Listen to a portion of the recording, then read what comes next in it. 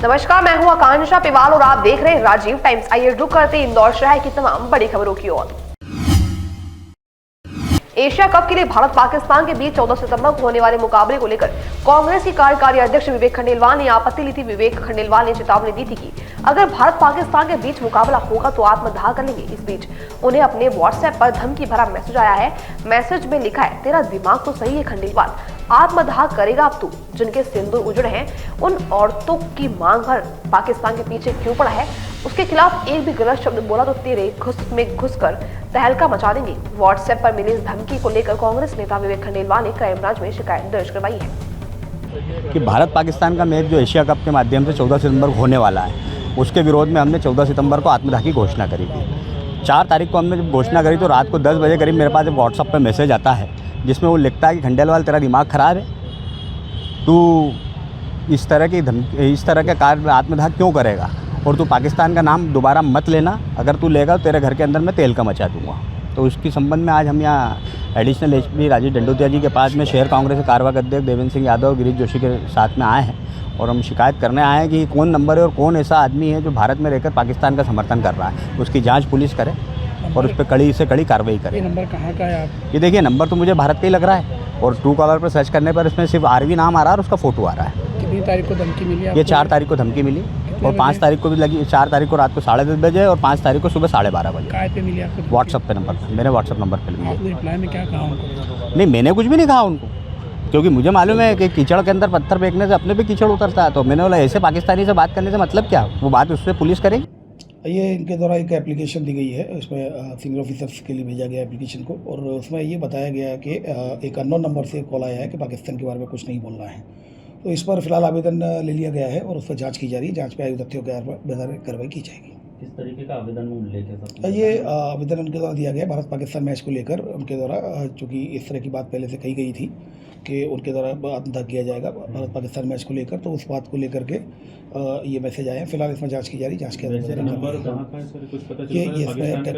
ये technical evidences के आधार पर इसकी नंबर इंडिया का ही है और इसमें इसकी जांच की जा रही है। धमकी में क्या लिखा होगा? ये अभी इस तरह की स्पष्ट पूरी तरीके से अभी नहीं है। अभी जांच आवेदन पत्र दिया गया, जांच के आधार पर वैधानिक कार्रवाई की जा रही है।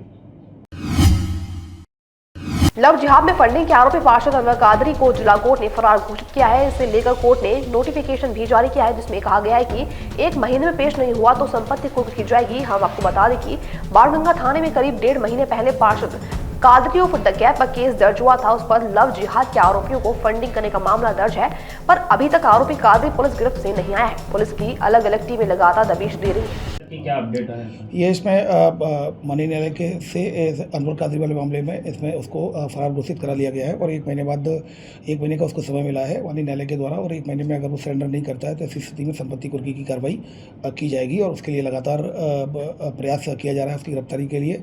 Additional CP law and order के द्वारा इसमें ऑलरेडी 20,000 रुपये का इनाम रखा हुआ है इसकी गिरफ्तारी पर। और इसके अलावा इसकी जो लड़की है उसको जो आरोपी उसको इसका पुलिस रिमांड 5 तारीख को ख़त्म हो रहा था, तो कल पुनः रिक्वेस्ट की जाकर पुनः पुलिस रिमांड लिया गया है, जो कि 11 तारीख तक का पुलिस रिमांड इसका मिला है। अब इस पुलिस रिमांड में इससे पूछताछ की जा रही है और भी टेक्निकल एविडेंसेज कलेक्ट किए जा रहे हैं। ग्राउंड इंटेलिजेंस के आधार पर लगातार इन्वेस्टिगेशन में आगे बढ़ रहे हैं और अगर 1 महीने तक लगातार गिरफ्तारी भी कई प्रयास जारी है। अगर गिरफ्तारी नहीं होती तो संपत्ति को इसमें जैसा कि मैंने बताया कि आपराधिक चूँकि शरण देने का जो इस पर आरोप है और इसमें टेक्निकल एविडेंसेज भी कुछ मिले हैं जिसके आधार पर आरोपी बनाया गया है और उसमें लगातार ये 3री बार है इसका, जो कि पुलिस रिमांड 2 बार बढ़ाया जा चुका है। और इंदौर में रक्षाबंधन के पावन अवसर पर केंद्रीय जेल से एक अनोखी और भावनात्मक पहल सामने आई है, जहां महिला बंदियों ने अपने हाथों में विशेष राखियां तैयार की है जिन्हें वे रक्षाबंधन के दिन अपने भाइयों को बांधेगी। यह पहल महिला बंदियों के आत्मनिर्भरता की दिशा में एक सकारात्मक कदम है। राखियों के लिए 15 दिनों से यहाँ प्रशिक्षण चल रहा है जिसमें 20 महिला बंदियों ने हिस्सा लिया और राखी निर्माण की कला सीखी। राखी निर्माण की सारी सामग्री एक एनजीओ के सहयोग से जेल प्रशासन को उपलब्ध करवाई गई थी। जेल प्रशासन का कहना है कि ऐसे प्रशिक्षण कार्यक्रमों से महिला बंदियों में आत्मविश्वास बढ़ता है और वे रिहा होने के बाद समाज में एक नई पहचान के साथ जीवन यापन कर सकती हैं। मैं आपके चैनल के माध्यम से समस्त प्रदेशवासियों को और हमारे जिले वासियों को एक संदेश देना चाहती हूँ कि मध्य प्रदेश की सरकार के द्वारा जो है हमें इस वर्ष भी जो भी जेल में परिरुद्ध बंदी हैं उनके परिजनों को जेल में आकर के वो अपने भाइयों के कलाई में राखी बांध सके, इसकी हमें अनुमति दी गई है। मेरा आपके माध्यम से ये सभी से आग्रह है कि वो जेल में राखी के दिन जब आएँ तो हमारे जेल के नियमों का पूर्णतः पालन करें। वो अपने साथ किसी भी ऐसी प्रकार की प्रतिषिद्ध वस्तु लेकर के ना आए जिसके कारण उन्हें भी तकलीफ हो और हमें भी तकलीफ हो, क्योंकि ये एक ऐसा पावन त्यौहार है जिसमें भाई बहन के प्रेम का त्यौहार है, दुआओं का त्यौहार है। हम चाहते हैं कि सभी बहनें जो भी राखी के दिन यहाँ आए वो किसी भी निर्विघ्न रूप से अपने भाइयों के हाथ में राखी बांध सके। इसीलिए मेरा बार बार आपके माध्यम से ये आग्रह है कि वो अपने साथ किसी भी प्रकार की कोई भी ऐसी वस्तु लेकर के ना आए जो जेल में ले जाने के लिए नहीं है। मैं बताना चाहूंगी कि जेल में हमारे यहाँ बंदियों ने बहुत ही स्वच्छ और साफ मिठाई बनाई है। हमारे जेल के कैंटीन में सांची के पेड़े उपलब्ध रहेंगे। इसके अतिरिक्त जेल में बनी हुई मिठाइयाँ उपलब्ध रहेंगी। जो भी परिजन आ रहे हैं वो वहाँ से ये मिठाई क्रय कर सकते हैं। इसके अतिरिक्त आप देख सकते हैं कि बहुत ही भाव से, बहुत प्यार से महिला बंदियों ने विगत 15 दिनों के अथक प्रयास से ये राखियाँ बनाई हैं, जिसको मैंने भी अपने हाथों में पहन रखी है, सभी ने हमें पहनाया है। तो यदि आप इस राखी को यहाँ से ही क्रय करके अपने भाइयों के हाथ में बांधेंगे तो इससे दो फायदे हैं। एक तो ये जो महिलाओं ने राखी बनाई है इनके अंदर एक ये संदेश जाएगा कि हमारे हाथ की बनी हुई राखी का उपयोग हुआ है। दूसरा, हमारे जो बंदी भाई जेल में है उन्हें भी इस बात का एहसास है कि जो हम लोग यहाँ पे जेल पे रह करके सीखते हैं उसका पूर्णतः जो है उपयोग किया जा रहा है। तो एक अच्छी मानसिकता के साथ में ये कार्य किया जा रहा है। तो मेरा ये आग्रह है कि राखी और मिठाई कृपया करके वो जेल से ही लें। अपने साथ नारियल किसी भी रूप में ना लाएं, क्योंकि हम नारियल ले जाने की अनुमति बिल्कुल भी नहीं देंगे। 8 साल से कम उम्र के बच्चों को ना लाएं, क्योंकि बच्चे जब आते हैं तो उनकी सुरक्षा की जिम्मेदारी रहती है। तो वो उपहार अपने परिजनों को देकर के आएं और समस्त प्रकार के जेल नियमों का पालन करें, हमें सहयोग करें ताकि इस पर्व को हम अच्छे से मना सकें। इंदौर कलेक्टर आशीष सिंह ने शहर में हेलमेट के नियमों का पालन सुनिश्चित करने के लिए कड़े कदम उठाए। उन्होंने मीडिया को बताया कि जिले में हेलमेट के नियमों का पालन नहीं करने वाले पेट्रोल पंप संचालकों में 4 पेट्रोल पंप सील किए गए हैं। कलेक्टर आशीष सिंह ने हेलमेट पहनने की आवश्यकता पर जोर दिया। उन्होंने कहा कि हेलमेट पहनने से सुरक्षा की दृष्टि से बहुत सारी चीजें बचाई जा सकती हैं। सोशल मीडिया पर एक वीडियो वायरल हुआ था जिसमें पेट्रोल पंप पर दूध की टंकी का ढक्कन सर पर रखकर पेट्रोल भरा गया था। जिला प्रशासन की टीम ने तत्काल पेट्रोल पंप पर कार्रवाई की और सहयोग की अपील की है। देखिए, रोड सेफ्टी हमारे लिए सर्वोपरि है और चाहे माननीय उच्च न्यायालय हो या फिर जो माननीय उच्चतम न्यायालय की रोड सेफ्टी कमेटी हो, सभी के द्वारा इस पर बहुत अधिक बल दिया गया है। और इसी की वजह से हमने एक आदेश निकाला था, प्रतिबंधात्मक आदेश, जिसपे बहुत अच्छे तरीके से अमल हो रहा है। और सभी जो पंप संचालक हैं और उनके एसोसिएशन हैं, उनके अध्यक्ष, उनको मैं बधाई भी देना चाहता हूँ कि उन्होंने बहुत अधिक सहयोग किया हमारा। जो कुछ इक्का दुक्का पंप हैं जो इसमें सहयोग नहीं कर रहे हैं, या जैसे कल एक खबर आई थी कि किसी ने हेलमेट की जगह पर कुछ और रखकर वो ले लिया, पेट्रोल ले लिया, तो ऐसे पेट्रोल पंपों पर हम लोग कार्रवाई भी कर रहे हैं। 4 पेट्रोल पंप हम लोगों ने अभी तक सील कराए हैं।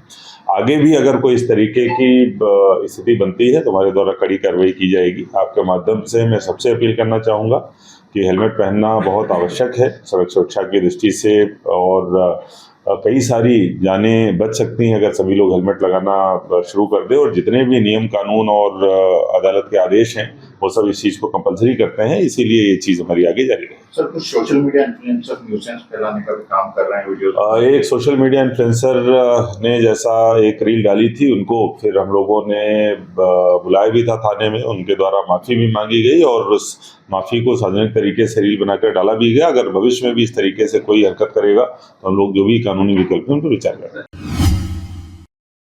भाजपा के महापौर एवं परिषद के 25 साल के कार्यकाल और महापौर के 3 वर्ष के कार्यकाल में घोटाले भ्रष्टाचार का बोलबाला रहा।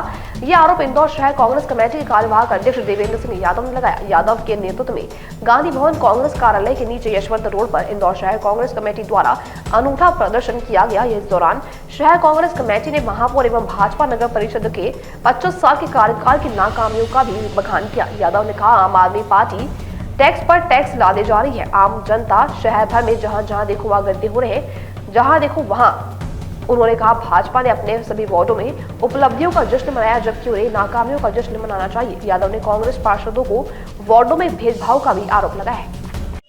जहां इंदौर नगर निगम के महापौर अपना 3 साल का कार्यकाल मना रहे हैं, वहीं भारतीय जनता पार्टी की परिषद जो 25 साल रही उसको भारतीय जनता पार्टी मना रही है। इनके 25 साल के कार्यकाल में और महापौर पुष्पमित्र भार्गव के कार्यकाल में भ्रष्टाचार ही भ्रष्टाचार हुआ, घोटाले ही घोटाले हुए।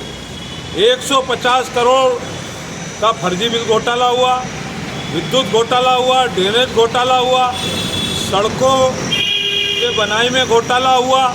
घोटालों की सरकार है ये, और लगातार आम जनता से इन 25 सालों में जो है टैक्स पे टैक्स लिए जा रहा है। आम जनता नगर निगम से त्रस्त है और भारतीय जनता पार्टी की परिषद और महापौर मस्त है। आज हमने जो 5 महापौर, जिसमें श्री कैलाश विजयवर्गीय जी, श्रीमती उमा शशि शर्मा जी, श्री कृष्ण मुरारी मोघे जी, श्रीमती मालिनी गौड़ जी और पुष्पमित्र भार्गव जी का मुक्ता लगाकर जो है एक अनूठा आंदोलन किया कि इनके कार्यकाल में भ्रष्टाचार और आम जनता त्रस्त है। और फिलहाल के लिए इंदौर बुलेटिन में इतना ही। इंदौर शहर की ऐसी तमाम खबरों को जानने के लिए देखते रहिए राजीव टाइम्स।